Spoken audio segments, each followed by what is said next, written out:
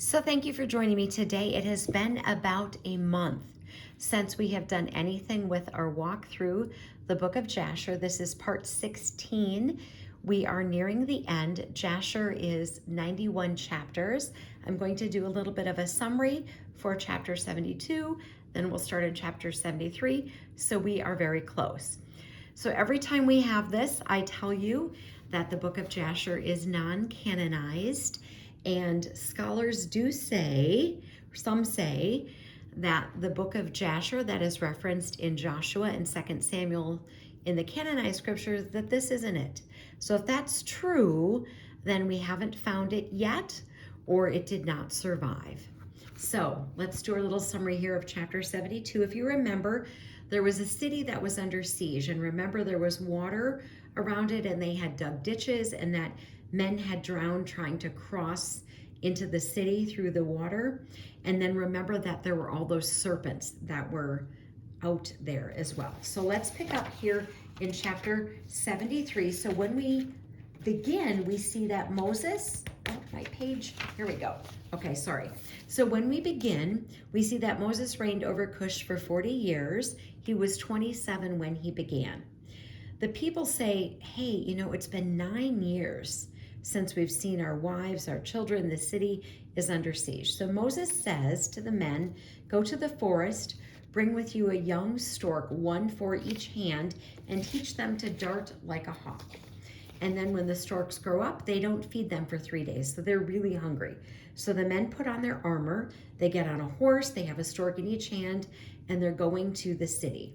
So they go to where the serpents are, and the hungry storks, they eat the serpents. So now the serpents are gone, and the men will fight. 1,100 men will die. None of them are Moses's people.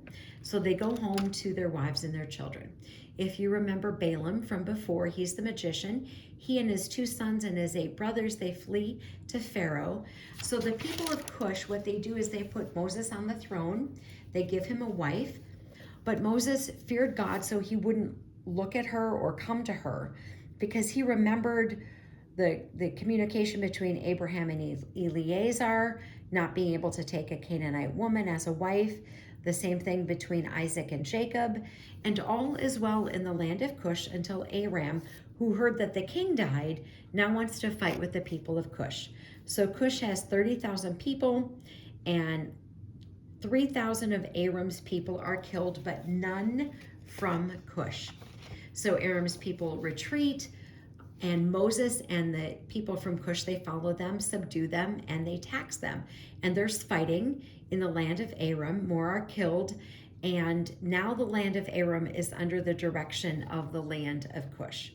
Chapter 74 is basically just a summary chapter of different rulers who will die, the subsequent rulers, people going to war, and the new kings. That's basically what that is. So starting in chapter 75, in the 180th year of the Israelites being Egyptian slaves, 30,000 men from the children of Israel, all from the tribe of Joseph, from Ephraim, they say the time is complete. Those words that were spoken to Abraham. So they're still like, the time is complete.